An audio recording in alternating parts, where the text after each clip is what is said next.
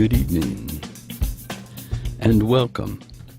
It is time once again for CU Immigration here on WRFU LP, Urbana, 104.5 FM. I will be your host for this evening. My name is Mr. Garza, and I am here to let you know that WRFU is an open forum for the Urbana-Champaign community. Yeah, views expressed are those of the speakers and are not intended to represent WRFU, UCIMC, Urbana Socialist Forum, or, as we like to say on the televised version of this show, UPTV. Whose views are these? Oh, they're mine. Yep. Sorry, getting a wire out of the way. That didn't work. It's not working. I'm all tangled up.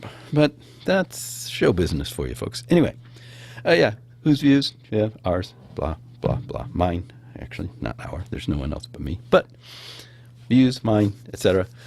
So on and so forth. Cold outside. Yes, yes, indeed. You may have noticed if you've been outside. If you have not been outside, you may not have noticed. In order to be here, I have to go outside. And in order to get home, I have to go outside. So it's cold, going and coming and going, and such, and so on and so forth. So, CU Immigration, show about immigration. You missed, or you may have missed, I don't know, the march on Saturday. I hear it was well attended. I hear it was very enthusiastic and a really good event. I was at work. I couldn't go. So I didn't know, or I didn't get a chance to participate. But, yeah, sounds like a good event. I believe there's something this Wednesday, around 5 o'clock, I think, at the Alma Mater on campus, corner of, Wright and Green Street. Candlelight vigil, more DACA stuff, more support of DACA people. So yeah, that's what's going on in town. Nationally, well, you know what's going on nationally. I thought in this episode, I would try to talk a bit about politics, immigration and politics, and how those two things go together. And I can hear you right now. You're going, well, Tom, you always talk about politics. And that's true. I do. And part of the reason for that, or the main reason for that, is that politics and immigration are they're linked. Not because migration is an inherently political act, any more so than any other activity, but because for a lot of different reasons. So I was going to read you a couple of things.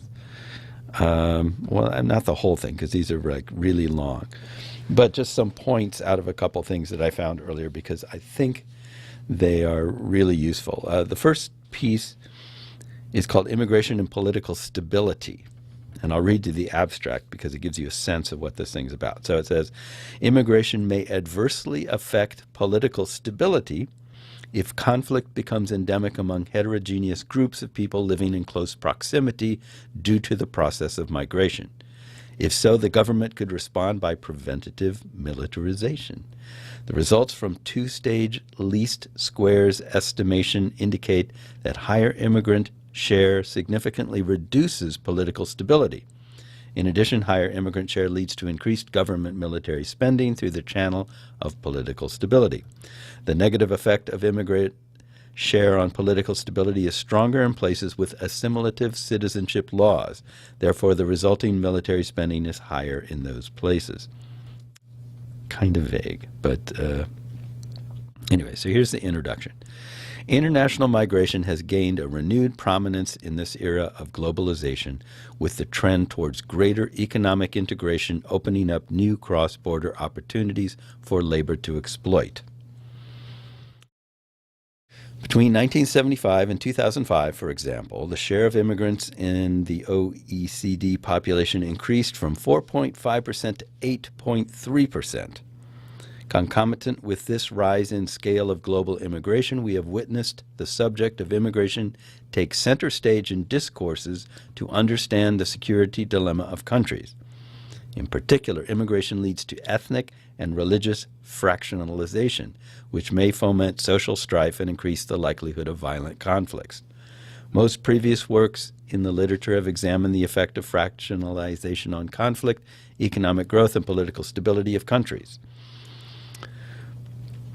Despite a growing body of literature that examines fractionalization, the conditions under which the potential costs of immigration outweigh the benefits and the dynamics that lead to a society to consider immigration as a threat are poorly understood. This study contributes to academic discourses on the topic by examining the effect of immigration on political stability. If immigration has the potential to lead to social conflicts, then the natural security dilemma question to ask is how governments would deal with the problem. More importantly, the question of whether governments respond to security concerns precipitated by immigration with higher preventative militarization is crucial. Not preventative, preventive. If social harmony is maintained through a heavy militarization, it may have an adverse implication on the provision of other public goods in the economy. However, there is mixed evidence in the literature on the role militarization plays in maintaining peace in highly fractionalized societies. In light of this conflicting evidence, we examined whether immigrant receiving countries have a higher military buildup in anticipation of social friction. So, what are we getting at here? The point, this is, many, many pages long, so I won't read the whole thing. But the point of it is basically that migrants coming into countries destabilize the political equation. Destable? That's not even a word. Destabilize. Destabilize, excuse me. Destabilize the political equation. So you have people who have been working for years to create sides and identities. It's like they're the conservatives, we're the liberals. Let's take that, for example, in this country. We have conservatives and liberals. And we also have libertarians and all these different other groups. But the main two groups that make things happen, which are not, by the way, the main two groups that, that do not comprise the majority of people in the country. A large segment of people in the country do not vote at all. But the people who are motivated to be involved in the political discourse generally tend to fall into two general groups: conservatives, liberals. Conservatives are more reactionary. They're more like, let's just leave things the way they are. Or this is the philosophy that they espouse. We've got it together. Let's not mess with it too much. Let's just keep everything sort of the same. Liberals are more experimental. They want to try new things. They want to make new things happen. They're willing to accept change as part of their sort of philosophy of life, if you will, where change is growth. That's the side I tend to fall down on. Fall down on. Whatever. My brain isn't working today. Is that in order to grow, one must keep changing and trying new things. And conservatives tend to pull back on that and go, oh, no, things were fine the way they were. Let's not mess with it. Although that's really not what those two groups are like nowadays. Conservatives are trying to change everything. They're actually more leaning towards change than liberals are, because they want to change things back to the way they used to be. So you've got this group that's like, okay, this country has been changing for years in ways that I don't like. So what I want to do is go backwards. I want to go back to the good old days when, men were men and women were women, and gay people and minorities knew their place, and which was to be invisible or to be abused, basically. And they have this kind of notion of how they think things are supposed to be. Then they want to change everything back to that. So in an interesting way, conservatives are not really very conservative these days. They're sort of progressive in the sense that they're trying to progress to this vision of conservative utopia that they imagine, and liberals are in the interesting position of pulling back on that and saying, no, we were fine. We were headed in the right direction before. We should stop these changes and go back to the changes we like. So it's kind of a different sort of thing. But in any event, these are identities that are built up over time. It takes a long time to create and to pull people into this sort of these political identities. So for both of these groups, to a certain extent, migrants coming in are a big question mark. There's this big, I don't know what these people are going to want to do. I don't know how they fit into the current system. I don't know.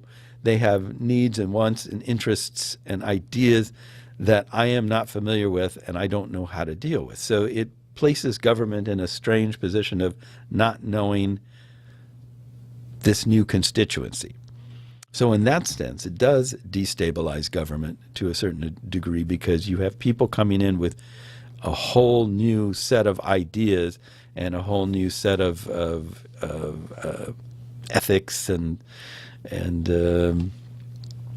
ways that they go about doing things or imagine achieving things, and even a new set of goals of things that they would like to achieve. And in that sense, liberals or progressives or whatever you want to call the left is more comfortable with that kind of change, because that's how they imagine the evolution of society over time, is to be changing, to be trying new things, to be constantly trying to make this a better place in whatever way that they're doing. Whereas conservatives tend to be more reactionary in the sense that they're more like, no, we need to keep things the way they are. And it's really confusing how all these things work and overlap and don't work and confuse each other. But it does make sense that migrants would sort of destabilize, or would just cause, it's just something new in the mix that people don't know what to do with. And so it's an easy target for some people to go, okay, well, these people, I don't know what to do with them, so I'm going to create doubt about them. Since I have doubt about them, I'm going to enhance that in the general public. I'll play up that doubt and use it to my advantage. So instead of saying, well, we think, like if I were to give a speech about the benefits of migration, I would think of all sorts of different things that immigrants have done for society as a whole, that how they've contributed to it, what they do to make it grow and be a healthy thing. But admittedly, in doing that, I would be talking about what immigrants in the past have done. I would not necessarily be able to say, these new people coming in today are going to do X.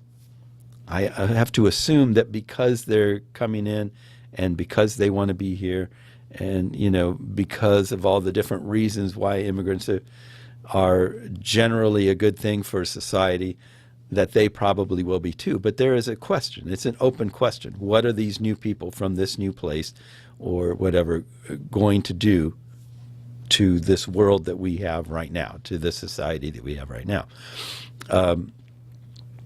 But my assumption is that it's a good thing. But it's very easy for someone to get up there and say, the exact opposite. We don't know what these people are going to do. We don't know what kind of changes they're going to make. We don't know. We like what we have here, and we don't know what they're going to want to do to make it different. So we should doubt them. We should say, hold on, let's slow this down a bit. Let's keep you at arm's length until we know you better. It fits very well with a sort of a paranoid, kind of introverted way of looking at the world, I guess you might say, to be doubtful of new things. And since immigrants are new to this place, they're a new thing.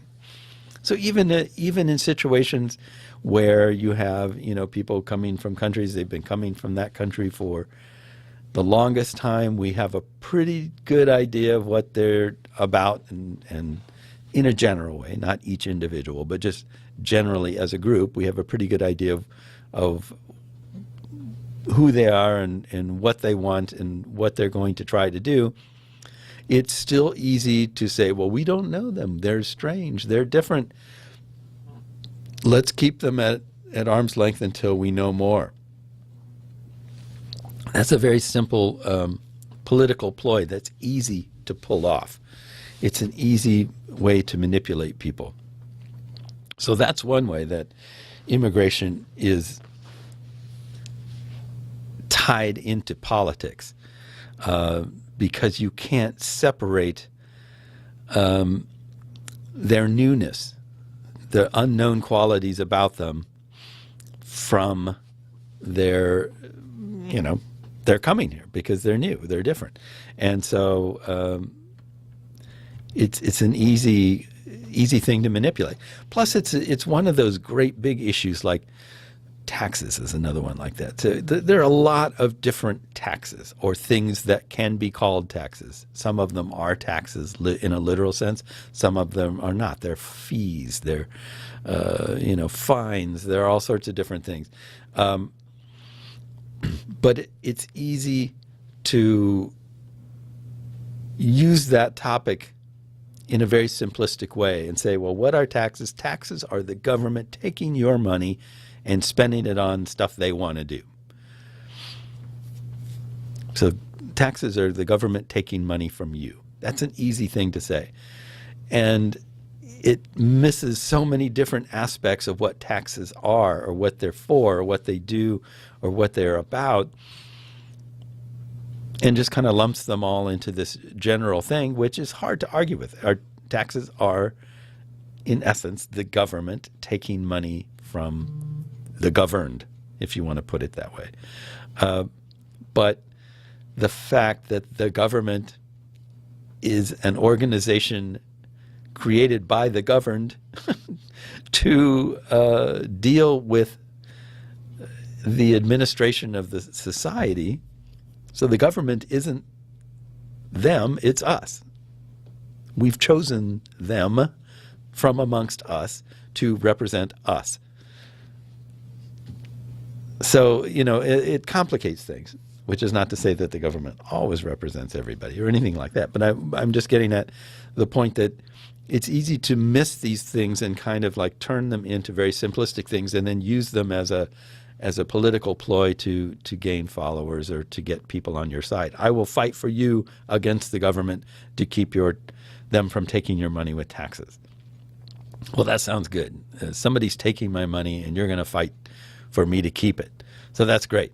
And I don't stop to think about the issue of who's going to plow the snow off the street and who's going to build bridges and who's going to do all these different things. That is exactly what the government is taking money from you to do. But it's a good way to, create enemies. Oh, there's the people that don't pay any taxes, but they're taking up. You're paying for them to not have to work. You're paying for these people to do this and do that. It's another thing like immigration where it's easy to kind of squish it all together and make it seem simplistic, so that then people who are not deep thinkers or critical thinkers will go, oh, yeah, well, that makes a lot of sense. And then, so I agree with you that immigrants are scary and we shouldn't let them in, and that taxes are bad and we shouldn't pay them, and that blah, blah, blah. You know, they agree with all of that stuff as an idea. And then politicians are put in the position of, should you be honest with people and tell them what's actually going on, how complex it actually is? Or is it easier to just pander to their superficial understanding of things? And 9 times out of 10, they do the latter, because that's the easiest way. But anyway, that's getting kind of far afield here. But what I'm getting at is that immigration and politics, they're connected. They're connected because politicians decide immigration policy. And so it is impossible to separate immigration from politics, because politicians are the ones who decide who is an immigrant, who's a refugee, who's a legal immigrant, who's a citizen, who you know, those are decided by politicians. So immigration is an inherently political thing, but it doesn't have to be. And it's frustrating. Well, I can't say that. I can't say that it doesn't have to be. It's unavoidable because of the fact that we have tasked government with the job of kind of defining and delineating who is a citizen and who isn't, and how one becomes that way, and all that sort of thing. So because of that, you can't separate immigration from politics, but you can, I think, separate your understanding of what's going on with immigration from the easy superficialities of politicians, if you will. Okay, let's. Well, for example, this is from Mother Jones. So the what brings all this up, if you've been listening lately or reading the news or paying much attention to it, you will realize that right now, people in Washington are playing politics with the lives of immigrants in a huge way, in a very obvious, blatant way. They're taking the futures, the hopes, the security of huge numbers of people, and like holding them hostage and trying to get various things from their political opponents. It's basically a hostage thing. So it's like saying, okay, I've taken you and I've locked you in a room, and you know, I am now negotiating with people that would like for you to be free, and saying, well, you know, I could free this WRFU listener, or these WRFU listeners, but I'm going to need something for it. You're going to have to give me something in order to do that. So I'm going to demand that you give me primetime shows, and you guarantee that I get 10,000 listeners per show, and I'd like to be paid for every show that I do. And if I get those things, then I'll free the WRFU listeners. I mean, it is that blatant right now. So I will read you this about how Republicans are generally treating immigrants, particularly using DACA recipients as their main hostage bargaining point. They're holding all of immigrants coming to the United States hostage, but since DACA people are kind of universally acknowledged as really great, really fine, upstanding citizens, or however you want to put it, a lot of it revolves around them. And you know what Trump is up to with his ridiculous stuff. So let me just read this to you real quick. And then this will make more sense in how this fits in. So it's entitled, Republican Bill Would Treat Low-Income Dreamers as Criminals. So just think about this, as I'm reading this, in terms of like how much of this actually makes sense as a way to treat people who want to come here and work and live. How much of it makes sense in terms of being careful about those people, of being cautious about who you allow to come live amongst you, and what kind of qualifications they have, and how much of it is just based around this notion that because they're immigrants, because they weren't born here, for whatever reason that they are not citizens, there's something inherently unsavory about them, unworthy, unwelcome about these people. So try to make that distinction as you listen to this. So here's how it goes. In his State of the Union address last week, President Trump called for a down-the-middle compromise on immigration. Of course, Democrats don't see his proposal that way, with its funding for a border wall and sharp cuts to family migration. But right-wing immigration groups don't like it either, and they quickly attacked it as amnesty for dreamers, undocumented immigrants who came to the United States as children. That raises a question as Congress weighs Trump's immigration plan. What exactly would satisfy hardliners? The answer looks something like the Securing America's Future Act, a 414-page Republican bill that covers almost every area of immigration policy. Representative Bob Goodlette's legislation, he's a Republican from Virginia, which has attracted 82 Republican co-sponsors, would treat dreamers as criminals if they fall into poverty and would deny dreamers a direct path to citizenship. Okay, so I'm making an editorial aside.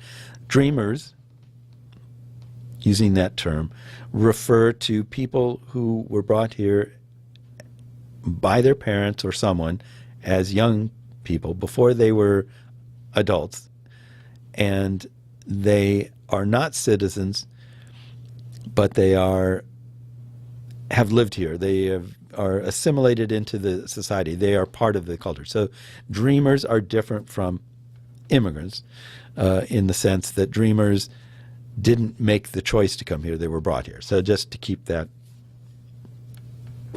in focus. Okay, so House Speaker Paul Ryan has not said whether he will hold a vote on the bill, and it has essentially no chance of passing the Senate. But it shows where a sizable contingent of conservative Republicans in the House stand on immigration, and how hard it will be to craft any immigration bill that can actually become law. Last year, Trump moved to end protections from deportation for the nearly 700,000 dreamers who qualified under the Obama administration's Deferred Action for Childhood Arrivals program. A bipartisan group of senators hopes to replace DACA with the DREAM Act, which would provide a path to citizenship for DACA recipients and roughly 1 million additional dreamers. Trump is now backing that approach, but only if it is paired with conservative priorities, including a border wall and steep cuts to family-based immigration. United We Dream, the most prominent dreamer advocacy group, has called Trump's framework a, quote, white supremacist ransom note. The Securing America's Future Act, on the other hand, would provide protections only to DACA recipients.